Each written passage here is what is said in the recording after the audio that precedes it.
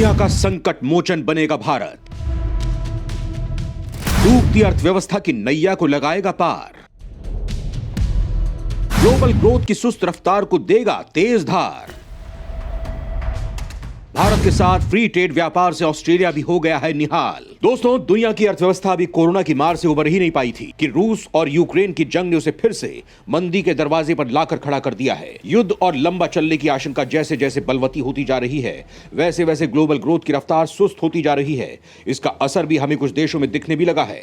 बढ़ती महंगाई और बंद होते उद्योग इसी ओर इशारा कर रहे हैं। लेकिन राहत की बात यह है दोस्तों कि पीएम मोदी की कुशल नीति के कारण भारत अभी भी इससे अछूता है। ऐसा होना लाजमी भी है क्योंकि पीएम मोदी की दूरदर्शी सोच से ही भारत आज इस मुकाम पर खड़ा है जहां से हर तरफ उसका डंका बज रहा है। लोग भारत की बात सुन रहे हैं, उस पर अमल कर रहे हैं, उसके साथ खड़ा होना चाह रहे हैं। ये सब मोदी मैजिक ही तो है जो भारत फर्श से अर्श पर आ पहुंचा है। जानकारों का भी कहना है कि मंदी के काले बादल भारत को छू भी नहीं पाएंगे और उसकी अर्थव्यवस्था आने वाले समय में और मजबूत होगी। यहां तक कि सऊदी अरब के बाद भारत की जीडीपी सबसे ज्यादा मजबूत होगी। लिहाजा दुनिया भर की निगाहें अब भारत के ऊपर टिकी हुई हैं। विश्व समुदाय को लगता है कि भारत ही उन्हें इस मुसीबत से उबार सकता है, उनकी डूबती अर्थव्यवस्था की नैया को पार लगा सकता है।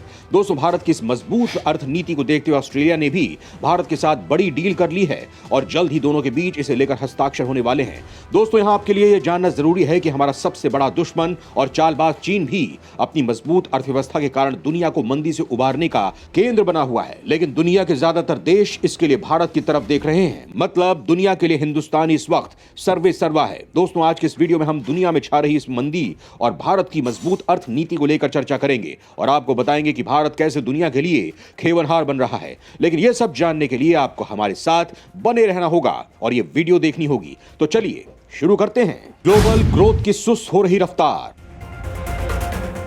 मंदी के छटेंगे बादल, भारत से उम्मीद। दोस्तों, फेसबुक, ट्विटर, अमेज़न जैसी बड़ी बड़ी कंपनियों ने छटनी ने बता दिया है कि रिसेशन का दौर आ गया है और आने वाले वक्त में विकास की रफ्तार धीमी पड़ सकती है। मंदी की आशंका भले ही कम हो गई हो, लेकिन विकास की गाड़ी का पहिया अब धीरे धीरे बहुत धीरे चलने वाला है और इस सुस्त रफ्तार को कोई गति दे सकता है तो भारत और चीन हैं। अगर ये दोनों देश उम्मीद के मुताबिक प्रदर्शन नहीं करेंगे तो दुनिया की अर्थव्यवस्थाओं का बेड़ा गर्क हो जाएगा। खासकर भारत से लोगों को बड़ी उम्मीद है। शायद इसीलिए ऑस्ट्रेलिया ने भी भारत को कभी नहीं रुकने वाला देश कहा है और उसके साथ एक बड़ी डील साइन करने की तैयारी की है।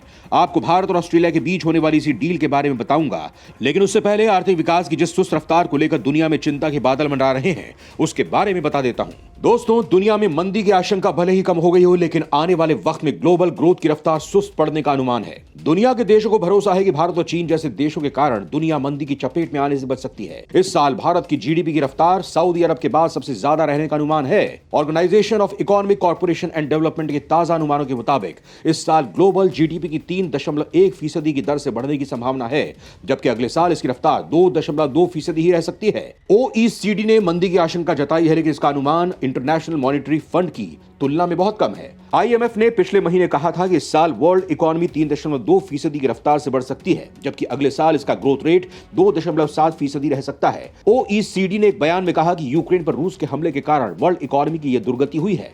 इससे ऊर्जा संकट पैदा हुआ है और दुनिया भर में महंगाई बेकाबू हो गई है। अगले साल ग्रोथ पूरी तरह बड़े एशियाई देशों पर निर्भर होगी। ग्लोबल जीडीपी की ग्रोथ में 3/4 योगदान इन्हीं देशों का होगा। इस साल भारत की इकोनॉमी 6.6% की रफ्तार से बढ़ने का अनुमान है, जबकि 2023 में उसकी रफ्तार 5.7% रह सकती है।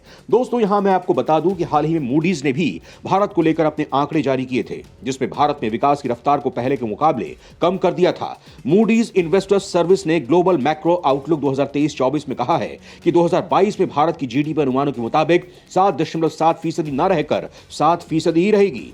मूडीज के मुताबिक उच्च महंगाई दर, उच्च ब्याज दरें और वैश्विक ग्रोथ रेट के स्लोडाउन का विकास की रफ्तार पर असर पड़ सकता है। रेटिंग एजेंसी ने 2023 के लिए जीडीपी अनुमान को घटा दिया है। मूडीज के मुताबिक 2023 में जीडीपी 4.8% रहने का अनुमान है, तो 2024 में 6.4% जीडीपी रह सकती है। रिपोर्ट के मुताबिक महंगाई दर में बढ़ोतरी, सेंट्रल बैंक की सख्त मॉनेटरी पॉलिसी, राजकोषीय चुनौतियां, भू राजनीतिक बदलाव और वित्तीय बाजार में उतार चढ़ाव के चलते उच्च स्तर की अनिश्चितता के कारण वैश्विक अर्थव्यवस्था मंदी के कगार पर है। मूडीज ने कहा है कि 2023 में वैश्विक ग्रोथ रेट धीमा हो जाएगा और 2024 में सुस्त रहेगा। मूडीज ने यह भी कहा कि फिर भी 2024 तक सरकार और केंद्रीय बैंक मौजूदा चुनौतियों के माध्यम से अर्थव्यवस्थाओं का प्रबंधन करते हैं तो रिकवरी संभव है। दोस्तों, दूसरी ओर चीन की रफ्तार इस साल 3.3% और अगले साल 4.6% रह सकती है। दूसरी ओर अमेरिकी इकोनॉमी के इस साल 1.8% और अगले साल 0.5% की रफ्तार से बढ़ने का अनुमान है। 19 यूरोपीय देशों में इस साल इकोनॉमी के 3.3% और अगले साल 0.5% की रफ्तार से बढ़ने का अनुमान है। OECD के मुताबिक इस साल विकसित देशों में महंगाई 9% से ऊपर रह सकती है। अगले साल इसके 6.6% रहने का अनुमान है। अमेरिका समेत कई देशों में मंदी की आशंका जताई जा रही है। हालांकि पिछले कुछ दिनों में मंदी की आशंका कुछ कम जरूर हुई है। दोस्तों, ऐसे हालत को देखते हुए ऑस्ट्रेलिया ने भारत के साथ एक बड़ा व्यापार समझौता किया है। भारत ऑस्ट्रेलिया के बीच हो गई है बड़ी डील। जल्द लगेगी फ्री ट्रेड एग्रीमेंट पर दोनों देशों की मोहर।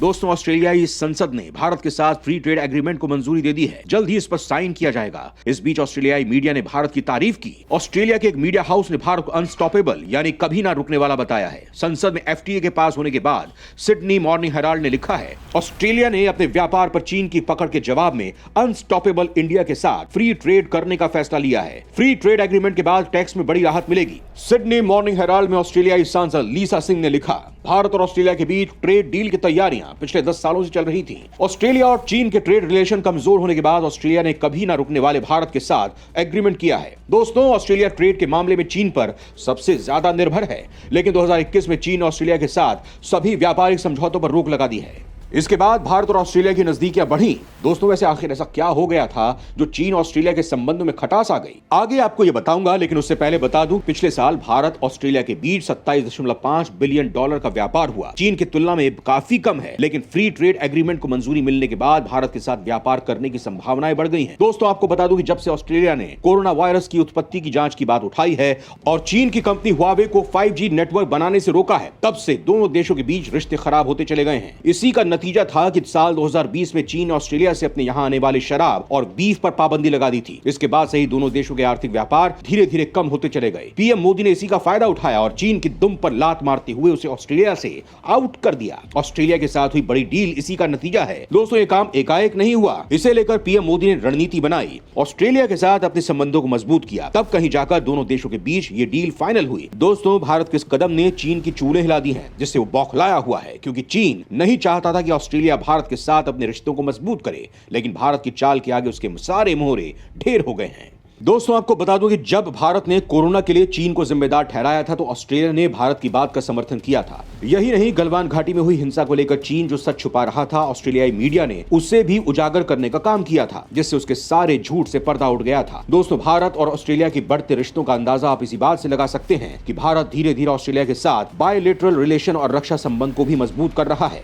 भारत धीरे धीरे ऑस्ट्रेलिया के साथ बायलैटरल रिलेशन और रक्षा संबंध को भी मजबूत कर रहा है। दोनों देशों की सेनाएं 28 नवंबर से 11 दिसंबर तक पहली ऑस्ट्रास हिंद इन्फेंट्री कॉम्बैट एक्सरसाइज करेंगी। सेना के एक अधिकारी ने कहा कि इससे सेमी डेजर्ट टेरेन में दोनों देशों के साथ ऑपरेट करने की क्षमता बढ़ेगी। दोस्तों, यहां आपके लिए जानना भी जरूरी है कि मई 2022 में जापान में जब क्वाड समिट हुई थी, तब दोनों देशों के नेताओं ने इसके इतर द्विपक्षीय बैठक की। बैठक के बाद अल्बनीज ने कहा था कि भारत के साथ हमारा संबंध बहुत महत्वपूर्ण है और प्रधानमंत्री नरेंद्र मोदी से मिलना एक बड़ा सम्मान था। बैठक के दौरान दोनों देशों के बीच स्ट्रेटेजिक और इकोनॉमिक एजेंडे समेत क्लीन एनर्जी टेक्नोलॉजी में आपसी सहयोग पर बात हुई थी। इतना ही नहीं, अभी हाल ही में जब एस जयशंकर 10 अक्टूबर को ऑस्ट्रेलिया की विजिट पर कैनबरा पहुंचे थे, तो उनका स्वागत में ऑस्ट्रेलिया का पुराना पार्लियामेंट हाउस तिरंगे की रोशनी में रंगा दिखा था। ये सब बताने के लिए काफी था कि ऑस्ट्रेलिया के लिए भारत का क्या महत्व है और वो भारत को अपने किस साझेदार के रूप में देखता है। जय हिंद, जय भारत।